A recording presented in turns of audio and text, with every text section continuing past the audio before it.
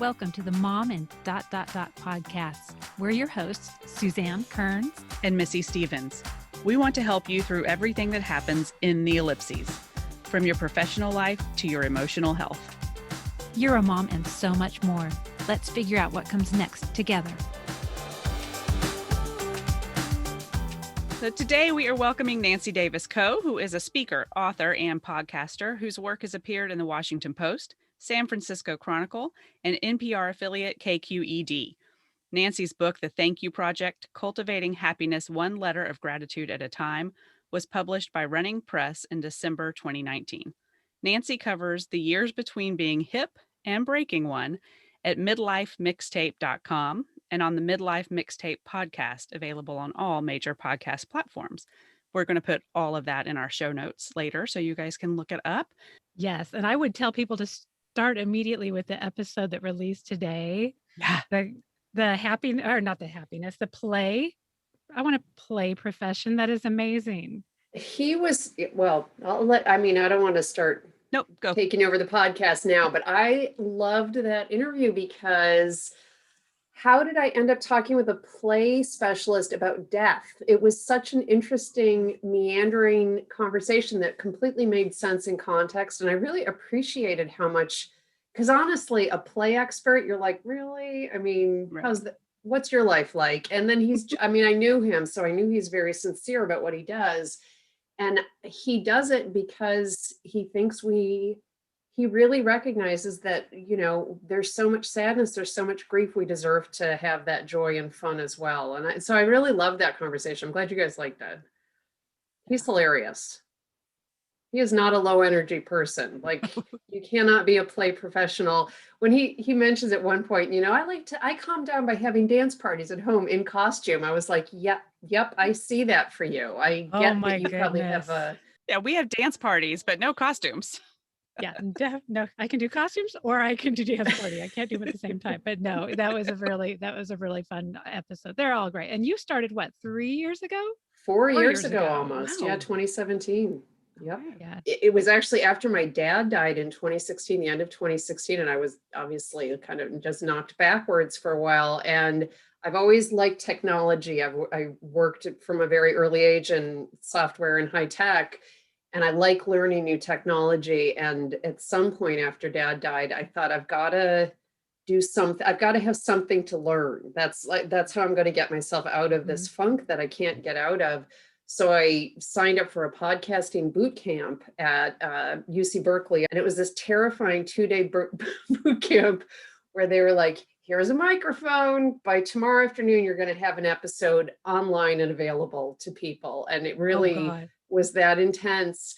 But I came away from that and I thought, okay, now at least I know what I don't know. And so it took me a good 6 months after that to actually launch Midlife Mixtape. But because I'm sure you guys struggle with this too. I'd be curious if you did. I kept re-recording episode 1 like 900 times. I just kept going, it's not right. I don't know what I'm doing. And I was so convinced it had to be perfect. And finally, our friend Ann Immig said, nope, you can record it one more time. And then you just have to hit publish. You're not allowed to do it again.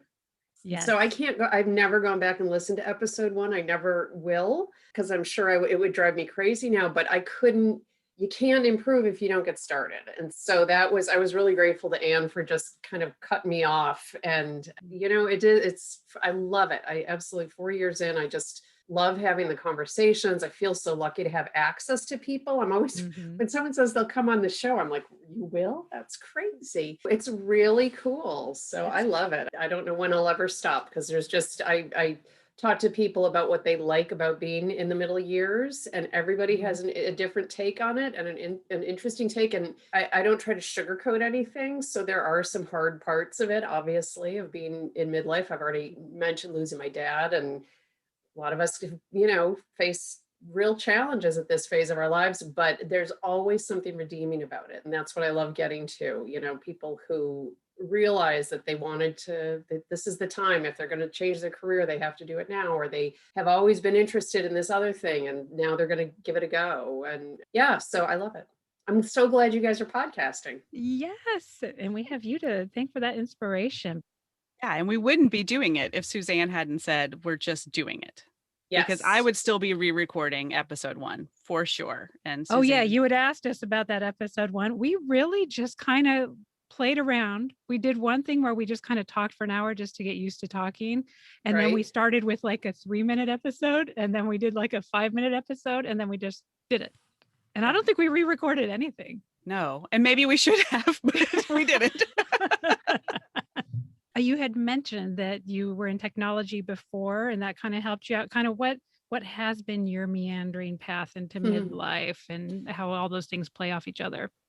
I started off from a really young age growing up in Rochester, New York. I really wanted to work internationally. I was good at languages. I loved the idea of travel because I didn't do a lot of it. And I just imagined it would be fabulous to live in Europe. So I went to college for international business. I studied abroad in Vienna. German was my language, and I was pretty fluent by that point. And then I got a job out of college in Munich and came back to the US and got a graduate degree in international business. So I spent the first 15 years of my career doing international business. I had my first daughter at, in my early 30s, I have 2 girls, and I was not wanting to travel at all anymore once the girls came along. And I realized that the travel and the international part of it was so much where I got my joy out of that job. Like if I couldn't do that, it was not necessarily everything I wanted. Mhm. And I also was coming up to my 40th birthday and just feeling like I don't do anything creative. I don't do, I work in a corporate job. I really pour myself into my kids, but I don't have anything left for me that's creative. And so I started writing. I'd always liked it and thought I might have a little talent for it. So I started right up around my 40th birthday, I started taking classes here in the Bay Area. And that was the thing that I turned out that I love to do. So I have ever since then. Now I'm 54. So over the past 14 years, I've done both. I've balanced. So I still work in the corporate world, and I have a great job now with a small company where we help publishers get their digital content out into the world, and I do business development for them and account management, and I really love that, and that pays the college tuition. Yes. And then when I'm not doing, because that's part-time, and then when I'm not doing that, I'm writing and podcasting. So I think having both sides of it works really well for me, because I can bring a business sensibility to the way I manage my writing career. And I think being really happy and having this creative outlet makes me overall a happier person to have as your employee too. So Yeah. Exactly. I think a lot about that creative piece that I think people are afraid to tap into it, and they're afraid that they don't know what to do, or that it will actually take away from their work. And so I love what you have to say about it is a benefit to your work. well, believe me, when I was maybe 42, I'd been doing it for a few years, and I thought, oh, I'm getting all these bylines, I'm getting all this stuff published. I'm just going to be a writer. I'm going to quit the corporate stuff. And I'm going to share this story for people who are hesitant or are thinking of doing that. I'm going to tell you what, that was a disaster. Oh no. Because you don't make very much money as a writer. And I live in a Yes. very expensive part of the world, and it's expensive to have a family. And Mhm. it was really a hard segment of my marriage, because my husband works in banking, and it was just a lot. There was a lot of friction about the fact that I was off doing this, like, yay, I'm going to do my fun thing, and you go into the coal mines every day and Mhm. take care of us. And I also had not realized until that point how much of my self-worth is tied up in a paycheck. I do like being paid what I think my value is. And Mhm. so it was a rough go, but I'm still standing. And after, a year or two of that, I was like, you know what? I think I do like corporate work. I never disliked it. I just, didn't want to just do that. Mm-hmm. So for me, it was much better. Like I could enjoy the writing so much more, knowing that I had an income source coming from my day job. I could relax into the writing because I wasn't worried about bills all the time. Yeah. And Yes. so I'm just sharing that because I think people, a lot of times when you hear reinvention stories, it's like, she did A, then she did B, and everything was fine. And I want you to know that it might not be fine all the way through, and you might just have to adjust things, and there might be hard times, and if it's not working, you can still change it again. So I feel lucky to have this balance now, but it took me a little while to get here to figure out what was the right balance. Yeah. Yeah, and it took me a long time. I mean, I've been, gosh, my daughter's going to be 16 soon. And I finally was to the point where, I was like, okay, the kids are old enough to, let themselves in after school. They can do Right. this. I'm ready to, we can retire sooner if I go back to work for a while. And so I was getting really excited about this. And the last thing I did before Austin went on lockdown is I met with a woman about doing some business consulting with her organization. And then a week later, Austin was locked down. And it was just this whole new life of like, okay, now isn't the time to try to be, jumping back into the workforce after 15 years. And I'm in a very fortunate place of luxury where that's even an option to be able to make that choice and be able to say Right. this isn't the perfect time. But I am kind of looking forward to that. And hopefully, the podcast plays a part in opening up some avenues or some opportunities. And Missy, you've been working like what part-time? 50? No, not even 50-50. And it has come and gone over. So my oldest is almost 15. And I God was bless you, Missy. This is not a fun stage of parenting. I know. I teens and tweens and boys 14-year-olds. smell, and it's yeah, they're precious though. Yeah, and I had my own business when he was born, and then we moved, and I just slowly trickled those clients out and stopped, and then I've worked contract here and there. Mm-hmm. So nothing close to full time since, and would love to go back to work, but I don't know what it is exactly I want to do. I think there's some trial and error in my future, and Which is why we're doing this Yeah. podcast. We're helping ourselves and we're helping others figure out kind of what we want to be when we grow up. yeah, you kind of forget what you're good at and what fills your soul sometimes. And you forget that you can change things. I think that's one of my favorite things about the podcast is when I talk to people who have really full careers, full jobs, something that they do, and then they have another one. So my March 16th episode, I'm interviewing a rock star who then became a mailman. And he has a new album out. I'm not giving away any details because Oh it's my a gosh. fabulous interview, but he literally got a job at the Postal Service during the pandemic, and he loves it. He's like, oh, I do 30,000 steps a day. I'm in really good shape for dancing on stage. You can try different things. You're not too old to try something new and something cool and something that is interesting to you. He was just a big fan of the Postal Service. He used to mail a lot of albums out, and he said he was in there one day and he was like, hey, give me an application. I Got the love that. job. Both my And grandpas were mailmen. So is that right? I I salute. thought that I sounded like salute the profession. greatest job. Yes. And yeah, Both- getting outside, walking around. Yeah, I feel sorry for our mailman because our dog treats him like a terrorist every time he comes near our house. So it's not all just getting your steps in, but that's cool. And I love that. And so actually that was one of our questions. I mean, you've interviewed, gosh, you're up in the 90 episodes. You do it like every 2 weeks, 90, right? Episode 92 today. Yeah. Yeah. Yay. So, I mean, you've interviewed some inspiring, amazing people. What are some of the biggest lessons you've learned? I think the one that you just shared about it's never too late to change, or you can't change too often either. I think one of the themes that has always really meant a lot to me coming through the episodes is the importance of sharing your story when you think it's your own story, but it can really be inspiring for other people. And two of the people I'm thinking about are Aisha Ash, who does a project called Swan Dream. She's a Black ballerina, and she is really about representation. She makes sure that little children who are Black, who might have been told that you don't have the right look for ballet, classical ballet, and we all know that representation in the arts is really hard for people of color sometimes. And she's a very accomplished dancer, and she has taken upon herself to share images of her dancing in places where you don't normally see a Black ballerina.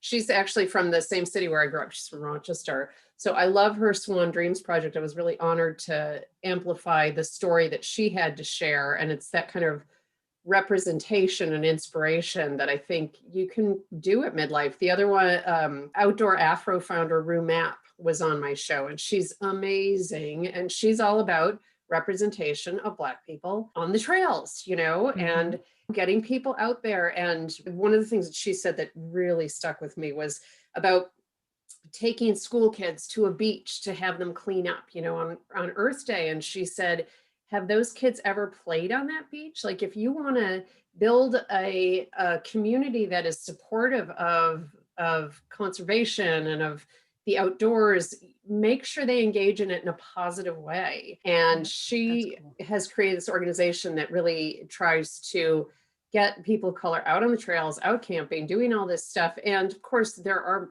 millions of Black and brown people doing that now. And she's just making it easier for them to connect with one another in a way that feels really inviting and safe. So I love those kinds of stories where it's just about, this is a thing that matters a lot to me. I'm going to talk about it.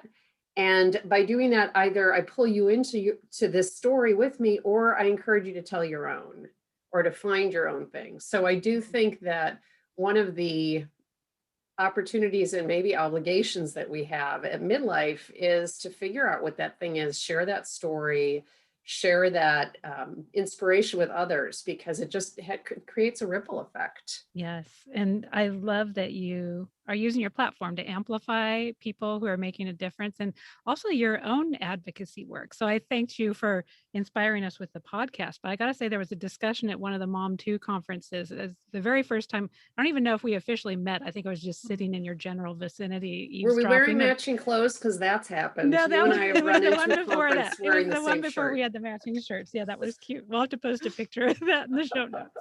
No, it was one of that before that. You probably didn't even know I was there. I was just kind of eavesdropping behind you and just talking about, all the things that you're involved in this city and advocacy work and helping people. And I was like, I think that all those things are really important to me, but I'm not doing any of them. And it really kind of started my progression, especially after the 2016 election, just being like, I need to start putting my feet where my mouth is, because I would talk a big talk as far as like, oh, I believe in these things, I'll share this Facebook post, but I wasn't really committing myself to it. And that, I think, is a lot where the Informed Parents of Austin group that I run came out of, just being like, what is that cause, in midlife? What's that one thing that you're going to put your flag in and say, okay, I'm going to rally behind this and use my privilege, use my whatever the platform may be. And in that case, I mean, you don't have to have a Facebook platform. It's, if you're giving voice to, I'm giving voice to LGBTQ students, and I'm not LGBTQ, my kids are not, but that gives me an audience that maybe a trans parent or a trans student doesn't have, because I'm having wine nights with a bunch of white suburban moms who, have never met an LGBTQ kid. And so that's a platform that they knew of. Yeah, exactly. They probably have one living under their roof that they just don't know about.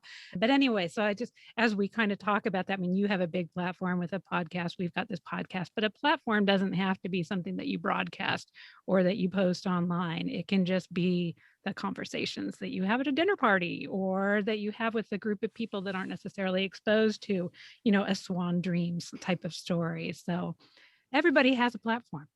Right. And I think you just perfectly illustrated this idea of other people being out there and doing it, because I'm really gratified to hear that anything I've done has inspired you. I mean, you're hugely, I've followed your own work as an activist, and, I see you out there doing it, but I didn't invent it. I saw other people using their voice, and people of color and people in the LGBTQ community. And all I did is say, well, I'm soaking in white privilege. What can I do to, try to play my part in anti-racism and whatever else? So I'm not patting myself on the back. I'm just saying, I am trying to learn. I am trying to amplify diverse voices that I have the luxury of, the thing is, the three of us have the luxury to opt in and out of these conversations just by the nature of the way we look. And for people who don't have that luxury, what can I do to just try to help?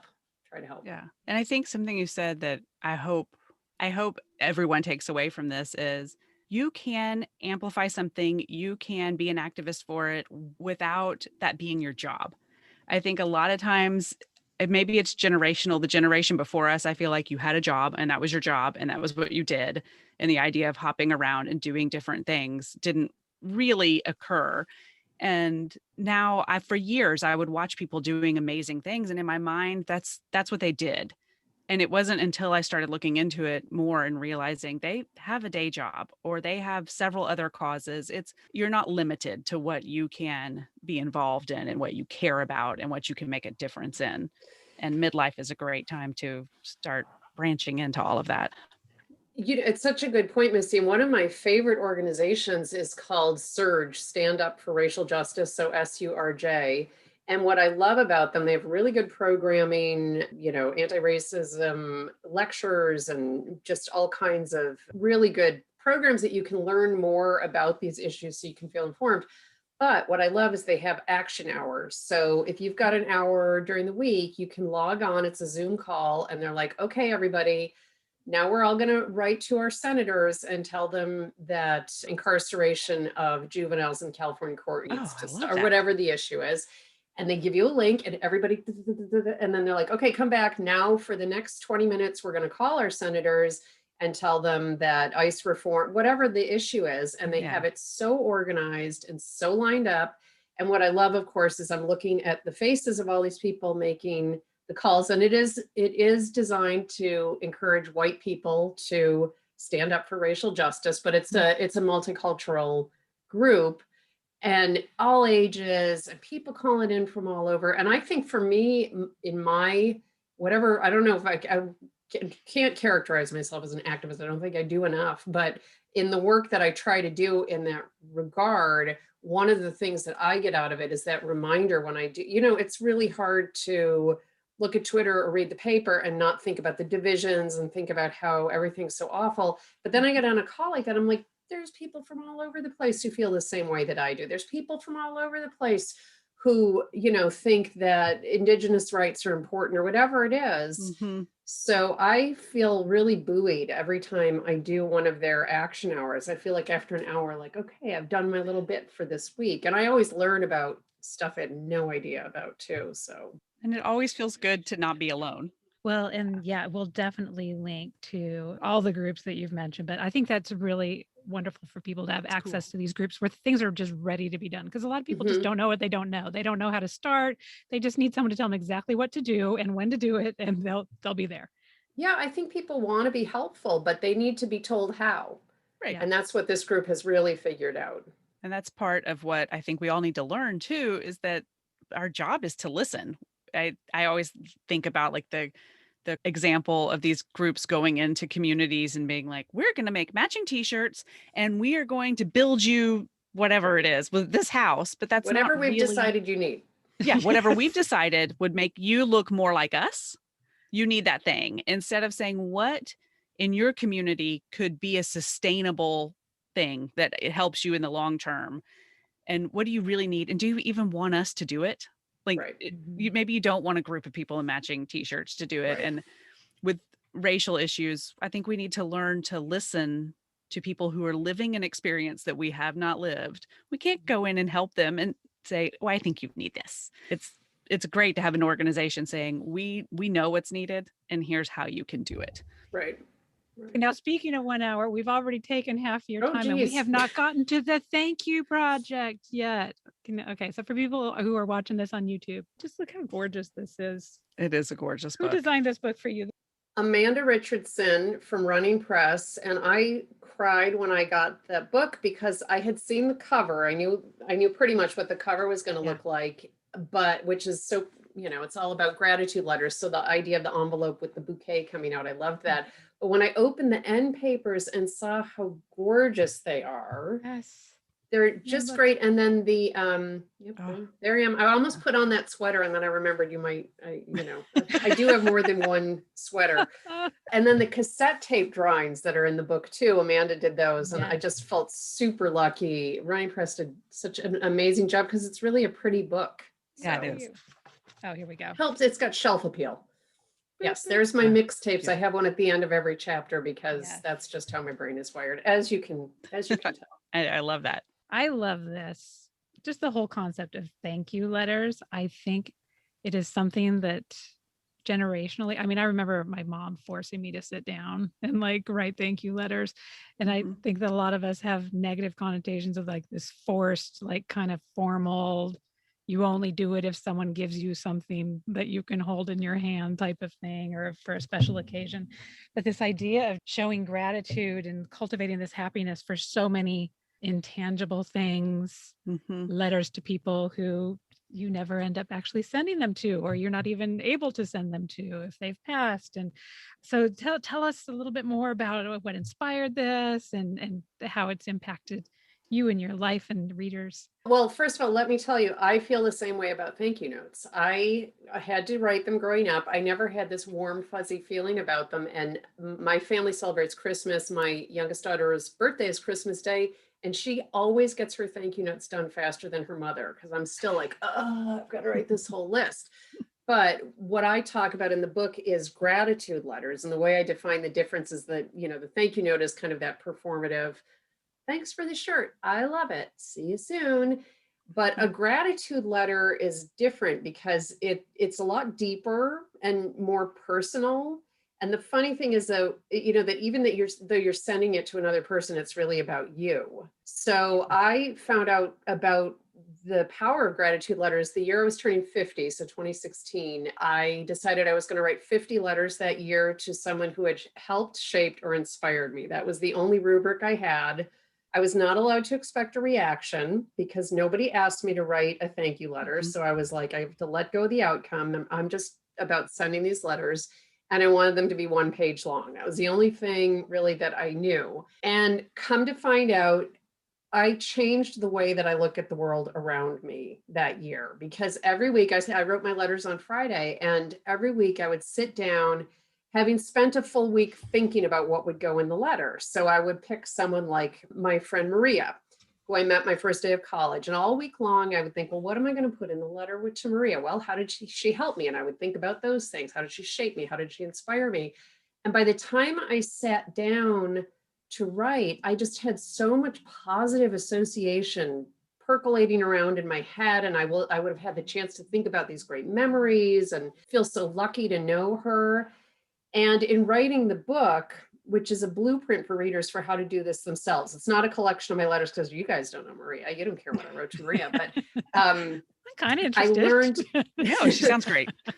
she's awesome. I told the publisher I really wanted to get into the science of gratitude because every time I wrote one of these letters, I could feel my shoulders drop. I could feel Mhm. my jaw unclench. Sometimes I'd even get this sensation of warmth in my chest, and I wanted to understand what that was all about. So, in Mhm. looking at the science that I present in the book, there's so much research now on how gratitude and happiness correlate. And basically, it starts with this idea of positive recall bias. So we're all born with negative and positive recall bias, and negative recall bias is important. It's what reminds us to put our masks on when we leave the house. It tells us not to shake hands with the guy who just licked his hand.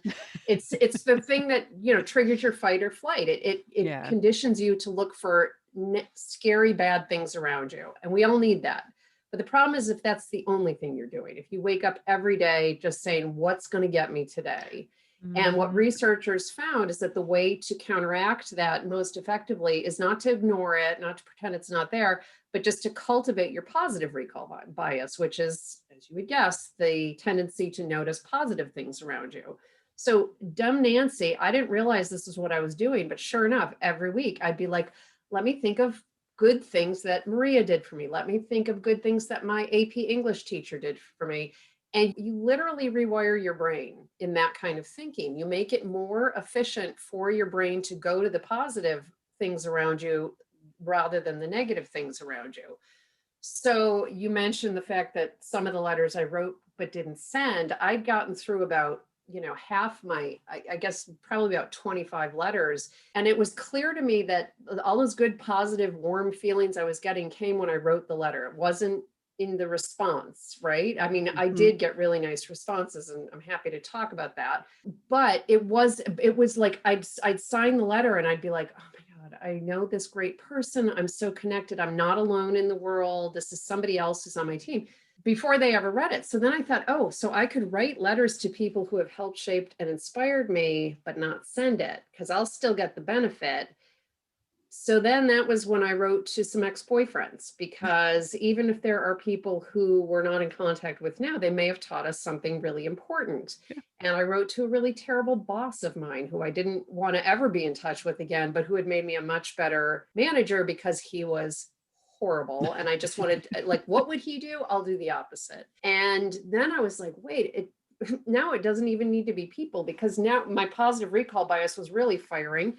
So I thought, what else have I been shaped by? Definitely the places I've lived. I'm from upstate New York. I'm really proud of that. I love meeting people from Rochester and its environs.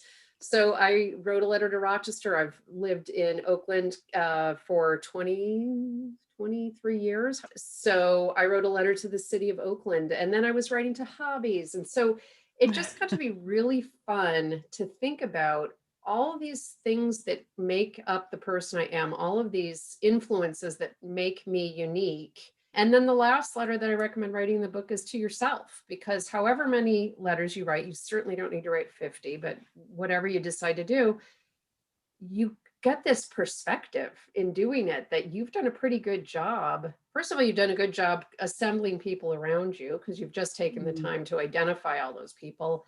And the second thing that I think is particularly important to think about now is writing the letters reminds you that you have had hard times in the past.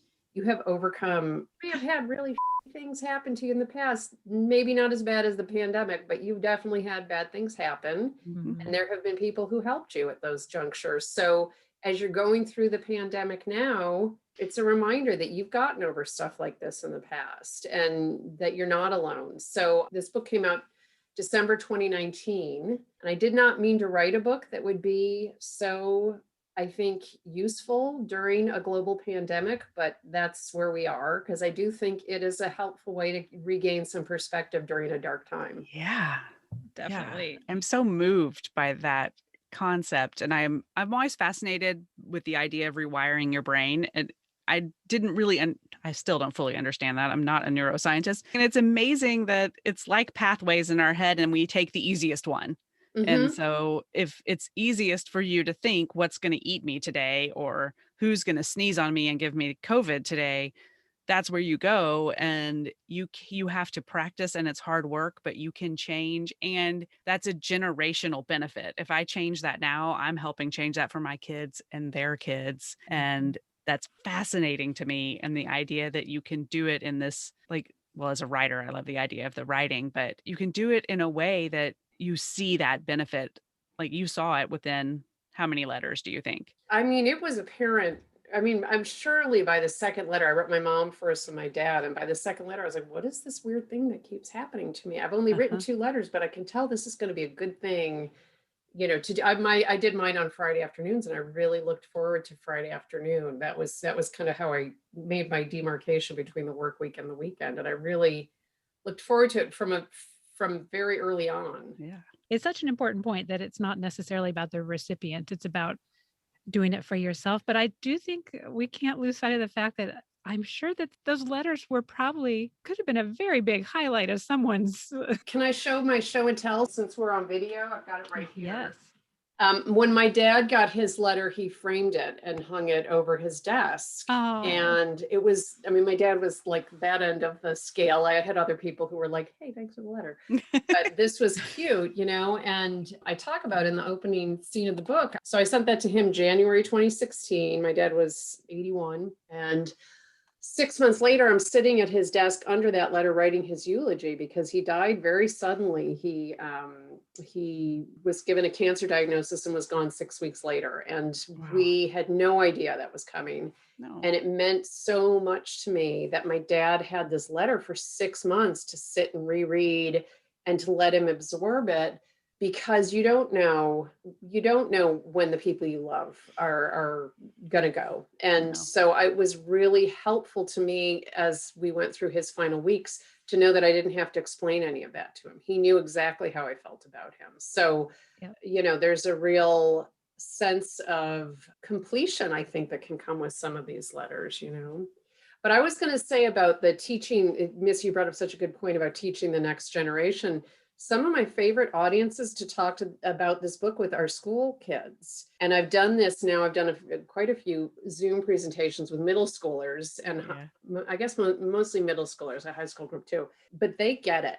And it's especially now a really good exercise for parents to consider with their kids, and whether you do it from the standpoint of, just trying to give them some perspective during a difficult time, or reminding them that, even though they may be studying remotely and they're separated from their friends, it's actually a chance to step back and evaluate what that friendship means to them. So I write about my high school best friend, Lisa, who is now a 7th grade teacher in the Bay Area. And she had me talk with her kids. And then she shared the letters that the kids wrote as their homework assignment. And we were both crying because it was Aw. just, they get it, they know what they're missing out on. And I hope that it's a reminder to young people as they write these letters that this is obviously the hardest time of their young lives. I say this as a mom of a 23 and a 20-year-old. This is not anything I ever would have wished for my kids, but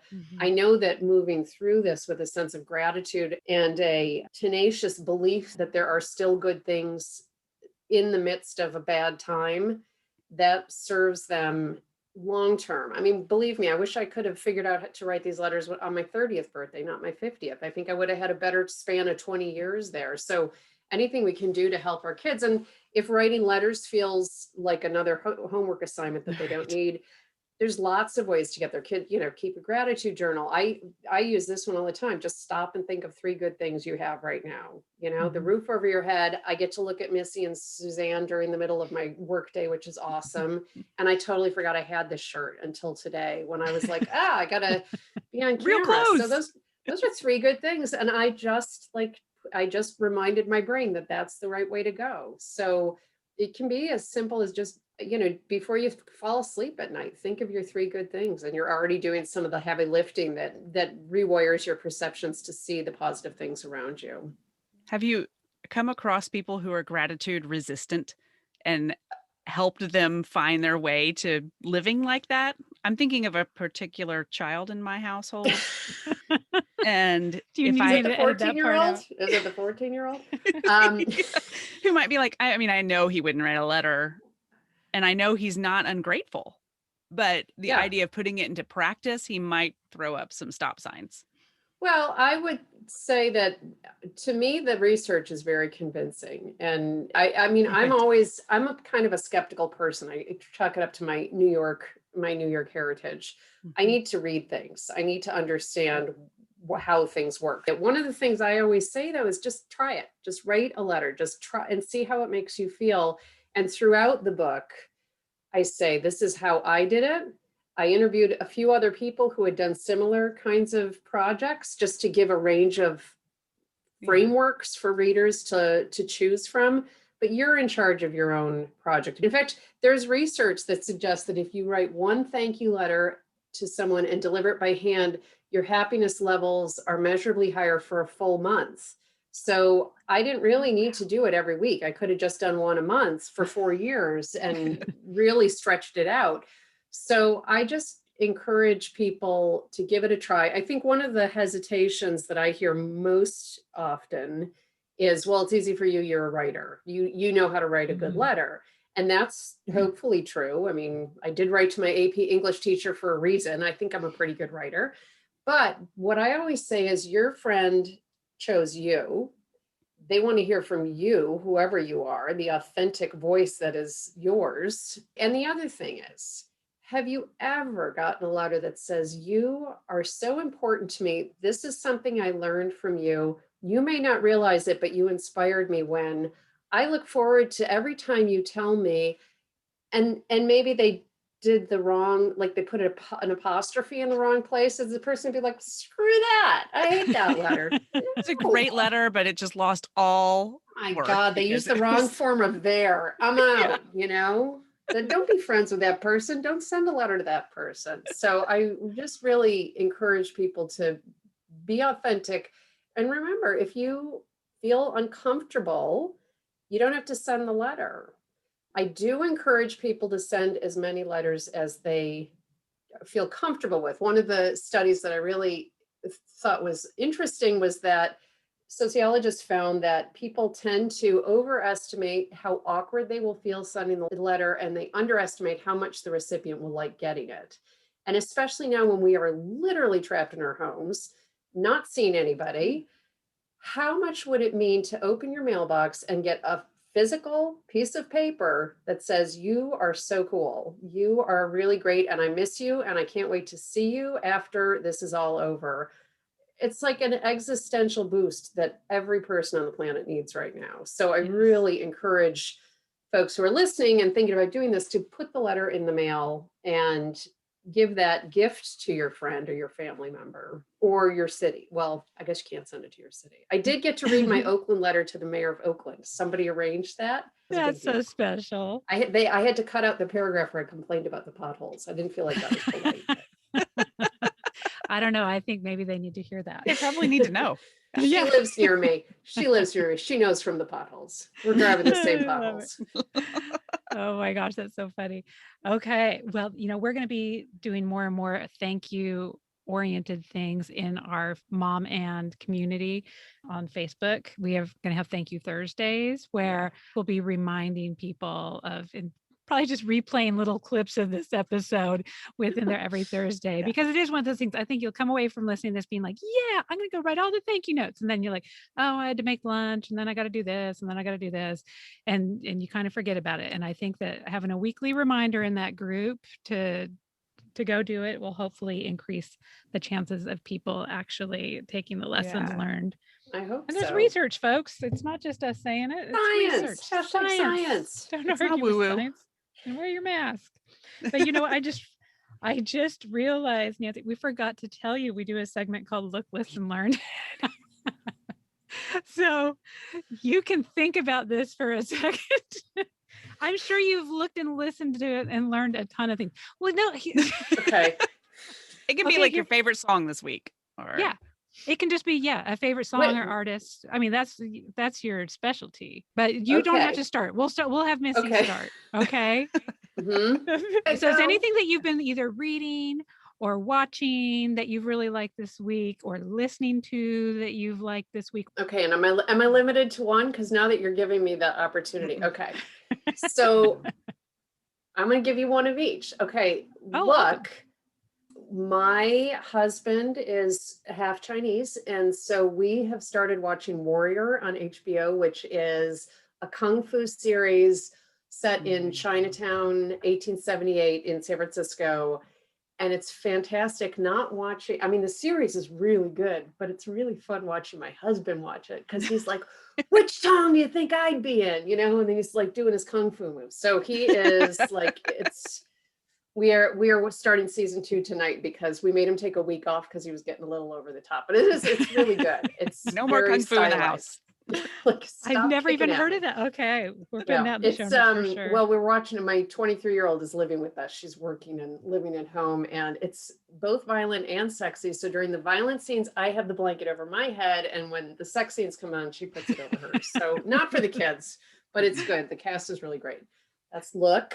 Yes. Listen, I'm going to just go nepotism shout out to my cousin's daughter, Kate Davis, who is an extremely talented musician. She came up through classical music as a bass player. You may have seen her cover of All About That Bass, where she's playing like the stand-up bass. I did She's not know that amazing. one. Okay. But she's Oh, now neat. moved into the indie rock world. She works with Sharon Van Etten. She co-wrote the song 17, if you know that one, by Sharon. And Oh my anyway, Kate's gosh. got a new album So out cool. called Strange Days. Okay.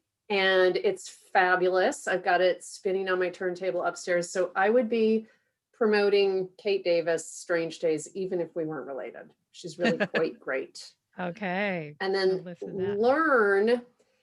So this is an interesting one. I'm in. So my church is doing a racial reconciliation conversation series over most of this year. We are a very white church living in a very mixed race city, and we're trying to figure out what role we have played in perpetuating that and how we can change it.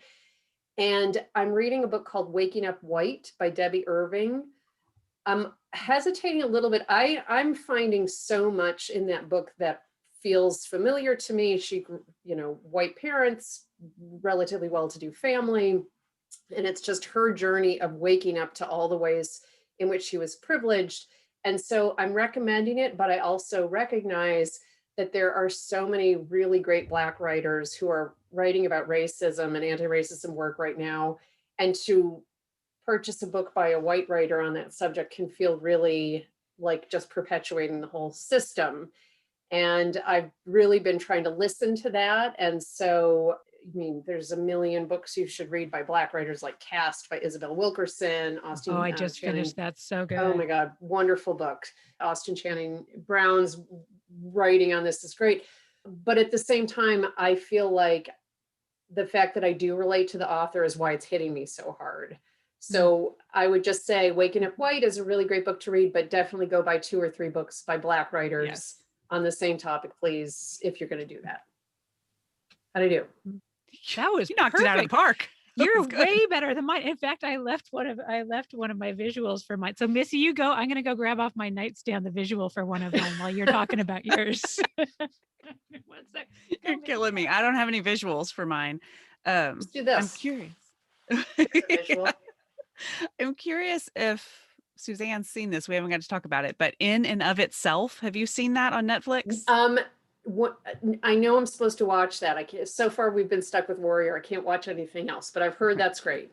Yeah, I had heard from multiple people. My parents were the first people to tell me about it. A couple other people mentioned it within the same week. I'm like, this keeps coming up. I have to watch it. Suzanne, and you're not supposed to tell anybody anything about it, right? No. You're just supposed to go in cold. And just In and of Itself. In and of Itself. It's on not Netflix. It's on Hulu. I think I said Netflix by accident. It's on Hulu, and the gratitude idea. I won't spoil it, but it ties.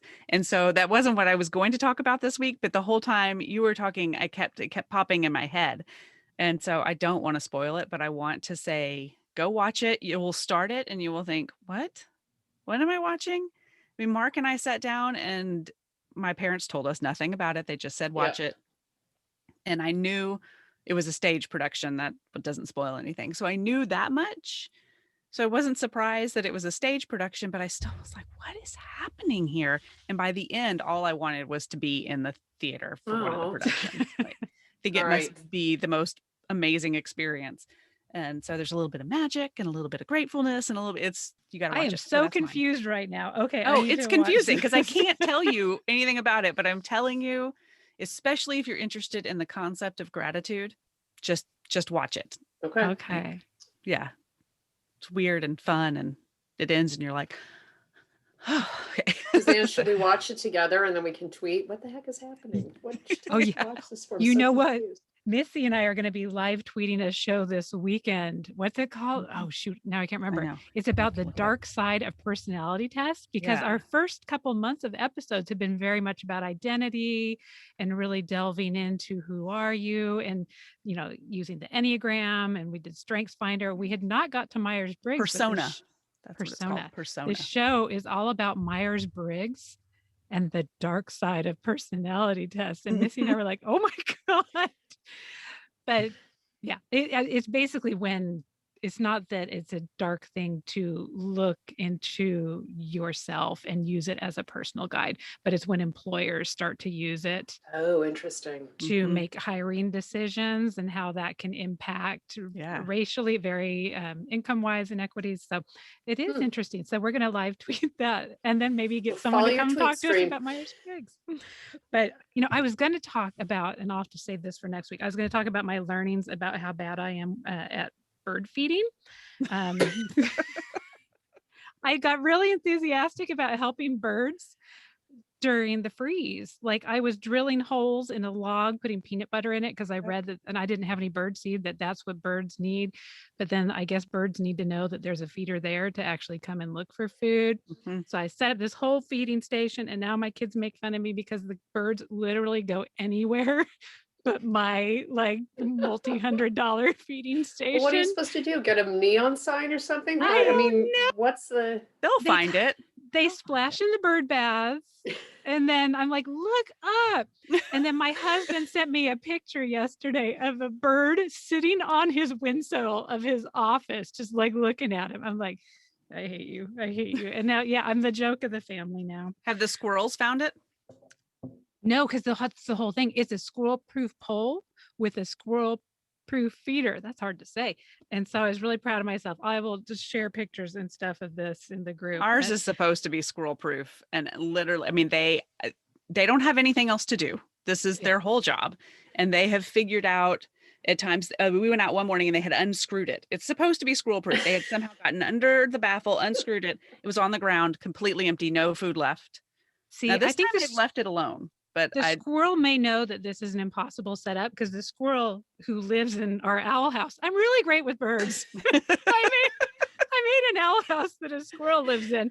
So the squirrel came out of the owl house and walked over and went to our gate and was looking right at it. Like, awesome. He's thinking about it. And he looked at it for a minute and he kind of like, and I was out there watching him and he walked back to where I was and just started yelling at me. And I took a video of it. I shared it on Instagram. He was so like, lady. He'll be in it before you know it. He's working on it. But I do want to share this because this book was due at the library yesterday and there's 40 people waiting for it. And I still need to read a lot of it. So I'm not going to have it next week, but it is because I fell in love with Emily and Amelia Nagoski. You've got it. Okay. Oh my gosh. And their other one. I bought Burnout, so I'll have that for a while. But they were on a great Brene Brown episode, and like in the course of the past couple of weeks, like 3 different people have came and told Missy and I that we need to get them on the podcast. Which they're definitely like our class A list that we'll see if they'll honor us with their time. But this one this might get rid of our G rating. It's Come As You Are. We won't go into detail. There's some symbolism there with that zipper, but it's the surprising new science that will transform your sex life. And I think my husband's had high hopes as I go to bed reading this every night that it's going to be like all this sexy.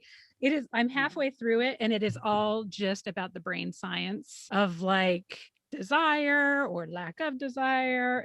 But it's very, very interesting. It is not like a Kama Sutra, type of book. It's more of just like hey, when you're going through this level of stress and, your brain thinks that you are being chased by a bear, you're not going to be feeling super romantic. So, I'm going to crash through the rest of that book and then maybe borrow yours because I feel really guilty when I have a library book that has people waiting for it.